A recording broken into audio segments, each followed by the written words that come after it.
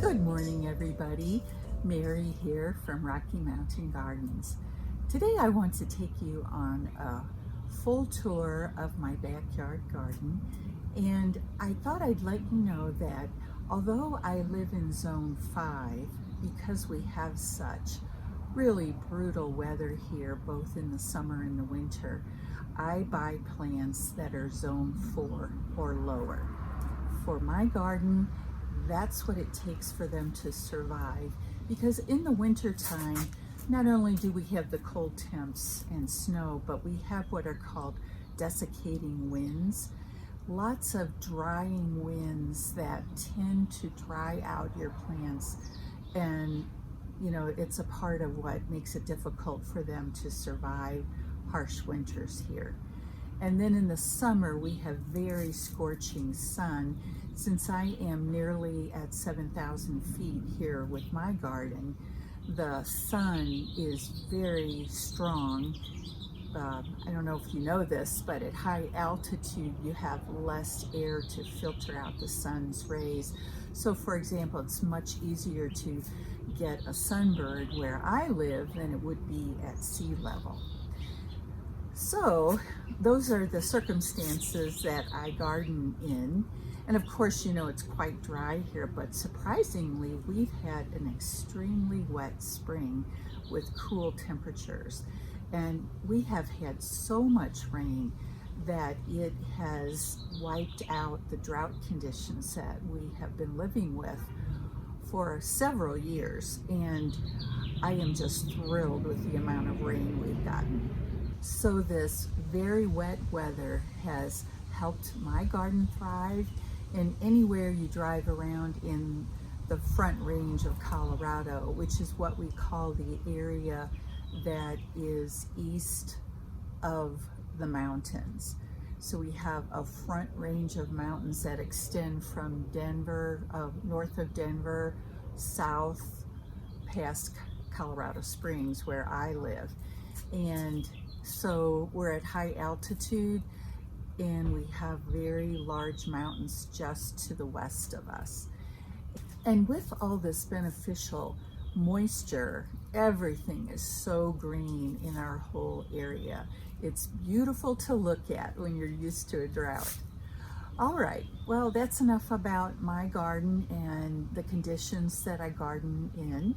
So let's get started on a nice tour to see how my garden is doing. Let's begin with an overall view of my garden from my back porch.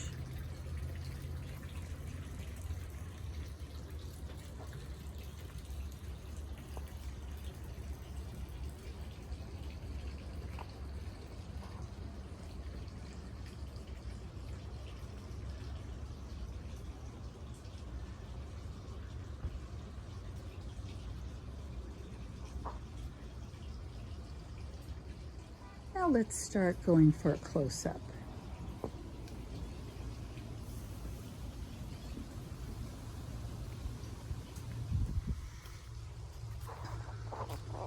Right over here by my porch swing, I have the largest and most gorgeous hosta. Isn't that something? And you might notice that I've gotten out quite a few of my sweet little garden gnomes. Here's one right here, and another peeking out over here. Unfortunately, some things aren't blooming yet, such as this purple aster here, which is going to be blooming later into the fall.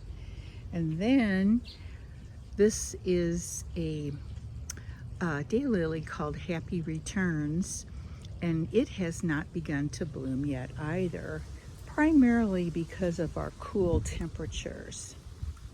So we've had the advantage of the moisture, but with the temperatures so low, it has been surprisingly slow summer for blooms. Now over here in this bed, I have a lovely heuchera right here. It's really my favorite. I'll put the name up here for you in case you're interested, but it has really done well in my mountain garden. This is a golden privet, and as you can see, it seems to be struggling a bit. I have cut out some of the dead branches, but fingers crossed, I'm hoping it will leaf out a little more as the summer goes by and it warms up. Here you see a Carl Forster featherweed grass, which has not started growing its plumes yet. And if we swing over to this whiskey barrel, I have ribbon grass growing in it. And I'm hoping it will fill up this barrel as the summer goes on. We'll take a look at it on one of my next tours again. Virginia creeper is growing up this post, which is the structure that holds my porch swing over here. Right there.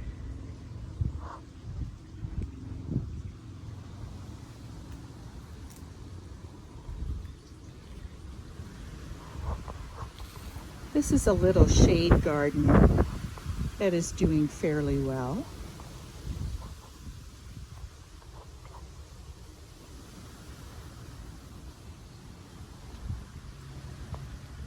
This is a purple barberry. You can see some of the leaves have a sort of a burgundy tinge to them. It doesn't get as burgundy colored because it's in the shade, but it still fills up this space here.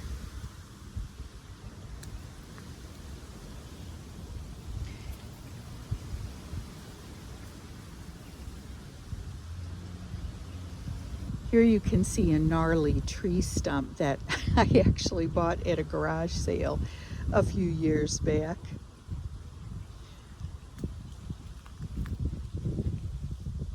This is that sort of chartreuse colored creeping jenny. And over here is one of the several actually sweet woodruff that I have added to the garden as a filler for all this empty space. And this is a May night salvia. It's a perennial salvia. And then here we have a balloon flower on the left, which is just beginning to grow tall enough to develop some blooms, which I'll share those with you later as well. And growing on this trellis is a plant called chocolate vine, which seems to do fairly well in the shade here. It gets purplish, dark purplish flowers that smell like chocolate. Now, this is its second year here and I haven't had any blooms yet, but hopefully very soon I will. My hosta garden has been doing quite well with all the rain this summer, and these are the largest that these hostas have grown since I started planting it. It's very exciting. Aren't they gorgeous? Now, under this gnarly pine bush, and I don't know the variety, but I do love the reddish color of the bark, I have planted, to start spreading, I'm hopeful, this vinca vine. I have some down here and around that side of the trunks I have another. I'm hoping that will fill in all of this space that you see empty. Here's my golden barberry.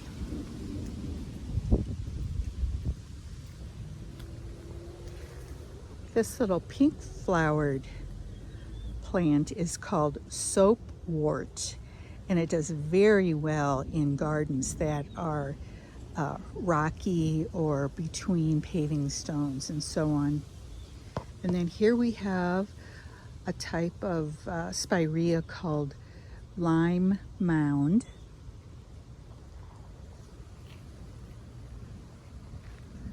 My Miss Kim lilac has just about finished up blooming, but I will insert here a video of it when it was in full bloom for you to see it.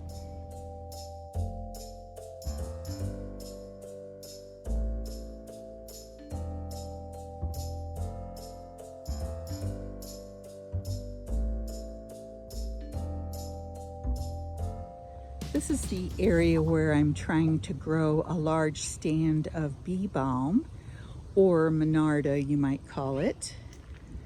I really love that flower. And if we swing around here, underneath my Colorado blue spruce, which is right there, it has grown to be humongous actually. I have my fairy garden.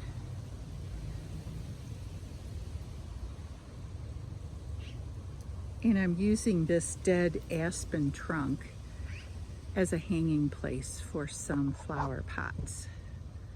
Always looks cute. I do have some pots filled with shade-loving plants here underneath the blue spruce.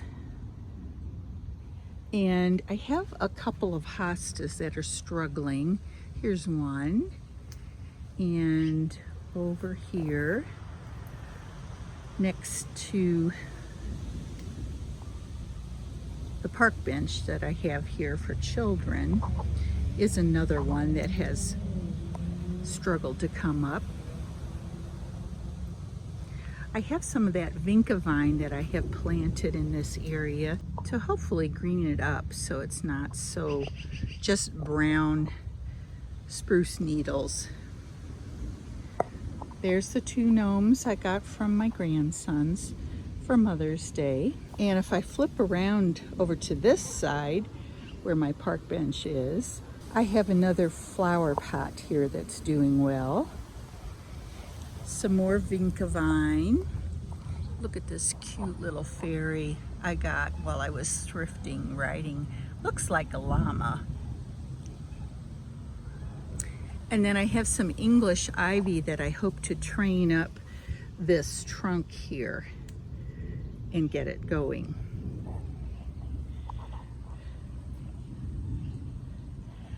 This is a boxwood.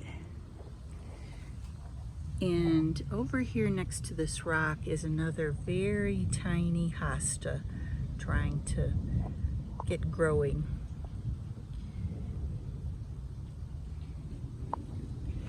Now next along this path, if you're new here to my garden, I have a swing back here that's comfy and gives you a wonderful view of the rest of my garden. I'll turn around here so that you can see it.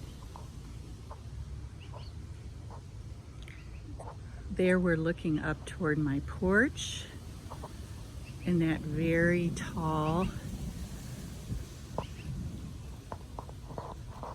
oh my goodness, suddenly has escaped me what this bush is. I'll think of it and put it up there on the screen for you. But this is my small raised bed where I am growing a cucumber, and in this area that looks like it's bare, I have planted many carrot seeds, about 3 rows of them, and I'm hoping that they will start coming up like that little spot I just showed you. My grandsons love their carrots, so that's always fun to harvest them with the boys. Now over here on the right, I have a larger sandwich tomato planted, and then right there is Super Sweet 100, which is a cherry tomato style that I'm excited to harvest also later in the summer. I always plant parsley, dill, and basil for my herbs of this garden. Now I'll just give you a little look over here at this shady garden. That is variegated Solomon seal. It already bloomed. I'm sorry I didn't have anything to share with you about it. And here we're coming to my shed. And guys, I will be doing a tour of my shed as soon as I get it finally done with all the projects I have this year, but it will be coming soon. I like to plant mint, peppermint to be specific, for making mojitos in the summertime. Isn't that fantastic? And I think you've all already seen this gorgeous globe blue spruce before. And then I have my hammock area. We'll take a look at that closer a little bit later. Some of you have asked me about my Kinsley's Ghost honeysuckle, and this is what it looks like this summer. I am actually pretty thrilled that it has finally started growing up the trellis. And my goal is to have it all the way up here to the roof, where I can have it grow across and around the front also of my garden shed. And then we'll come over here to this side where I have another vine growing, another one of the chocolate vines, and look how healthy that one is. It is really filling out nicely. So I'm going to be putting some wiring up so that it can trail all the way up and also fill in along the roof there. I think that will really make my garden shed look very cottagey. Now, standing right next to me are sand cherries, which I love for this burgundy color. We have a storm blowing in, and I'm hoping I can get this video done before the rain comes. You might be able to hear some thunder. Here we can look up the pathway that leads to my porch, and over here is another pathway in my garden. It follows along here, along the left where my raised bed is.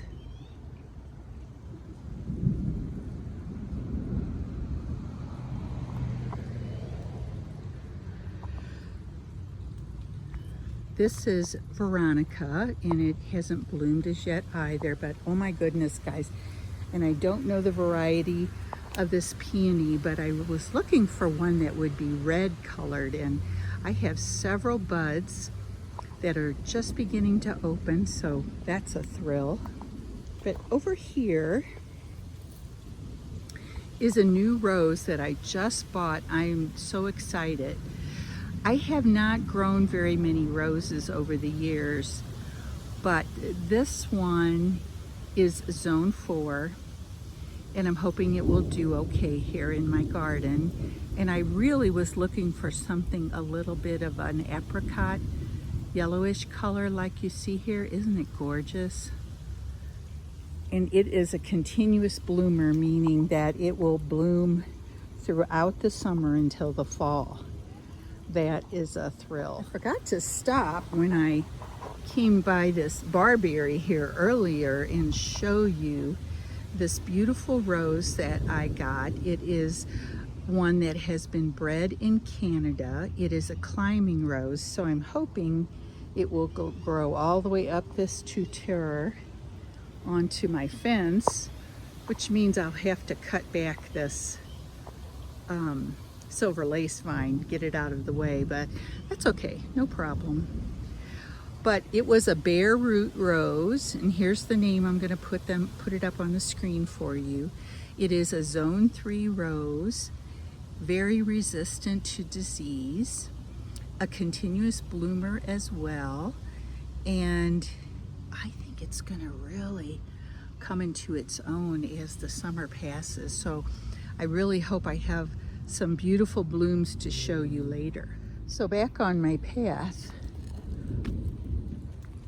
we'll come around here to see my rose that I had to cut back all the way down to the ground. This one is called All Dressed Up. It's also a zone 4 rose, but it really struggled this winter. So I cut it back to the ground, and it has really come back in full force. So I should be getting some blooms on that to show you later. And then I also planted another vine to go up this trellis. It's a morning glory. I think the variety is called Heavenly Blue, which gives you those large blue flowers. Very exciting. My basket of gold is just about done blooming. Here's a Shasta daisy that has lots of buds on it. I can't wait for those cute little flowers to pop open. And then over here, my ice plant is starting its bloom time with these bright pink flowers. I have over here more Veronica growing, and this is the area where my hammock is. And in this area behind the hammock, I have lots of plants growing, including this huge stand of Joe Pye weed. My candy tuft, as you can see, has finished blooming, but it was covered with really pretty white blooms, and I can't wait to show you this area later because it will be quite colorful as the summer goes on. Here is another pot that I have planted. My variegated red twig dogwood bush, which is fantastic.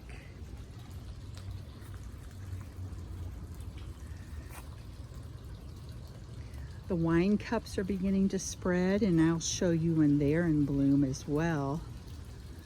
Everything is just on the verge of blooming because we have gotten a few warmer days. I have a very large stand of rose campion right there, which has hot pink blooms, and it will look fantastic. Can't wait for that. Okay, so let's walk up the step over here. You can see that my catmint is blooming.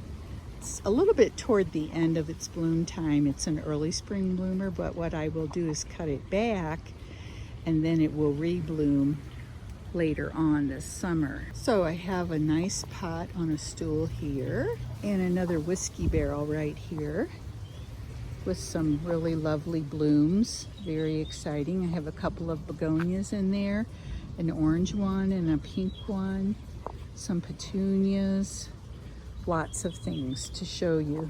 And under my tree here, which is my spring snow crab, I've been planting more shade plants to fill in this area. Turning around this way is another large pot, and this one, I have a vine growing up this trellis, and of course while I'm talking I have forgotten its name.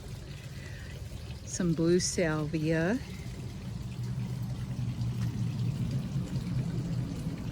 This is going to fill in and look really beautiful as we get warmer weather.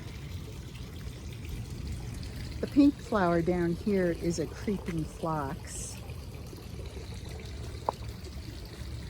On this pot I have some Nicotiana, yellowy and pink, and blue salvia. And here we have some more blue salvia, and look at this fantastic lupin there. The other one seems to be flopping over. I'm trying to help it with this stake, so we'll see how that goes. I finally got my lovely fountain on with its pretty sound of trickling waters. And guys, I have to show you this pot. My daughter bought this for me at the movie theater.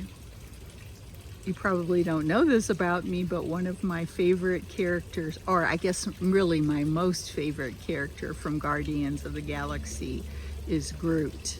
So this is a flower pot made by him. Isn't that cute?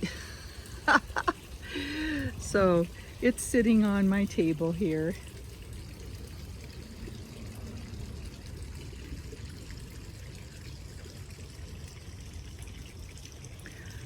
Well, friends, that's about all for this tour. I hope you enjoyed it and were able to get some ideas for your own garden. Please be sure to ask any questions you might have about my garden or specific plants that you're wondering about, because that's why we'd like to do these garden tours, is share not only the prettiness of the garden, but also it's so much fun to share knowledge and help you be a better gardener too. So friends, until I see you next time, this is Mary saying bye for now.